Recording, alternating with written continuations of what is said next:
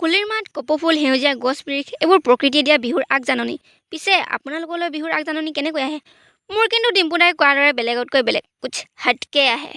Hello' friends, welcome to my ছুটিমুটি ডেৰফুটীয়া blog. তো ৰাইজ, বিহুৰ যো জা চলোৱা হৈছে। कुछ इस तरह और कुछ इस तरह। मतलब राइज, जिंदगी में ये सब करने खातिर ही हम पैदा हुए थे का? हमको आज 100% वाला फील आ गया है कि हम सच में धरती का बोझ है। पढ़ाई हमारा ना के बराबर है तो जब हमको मिलेगा नहीं। पुलिस के लिए हम बुटकी है, बिजनेस के लिए जेब खाली है, शादी के लिए दूल्हा नहीं है। मतलब आए क्यों हूँ इस दुनिया में? मेरा मकसद क्या है?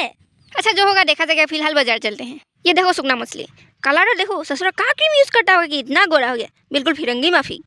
अब इन मोहतरमा को चाहिए बोगा डांगबड़ी। भेदभाव करना सीखे तो कोई इनसे, अरे ऐसे ही बोल रही हूँ, बोगा डांगबड़ी खाने के लिए अच्छा होता है। बाकी मैंने रंग बिरंगी वाला राजमा लिया ताकि मेरा जीवन भी कुछ रंग बिरंगी हो जाए।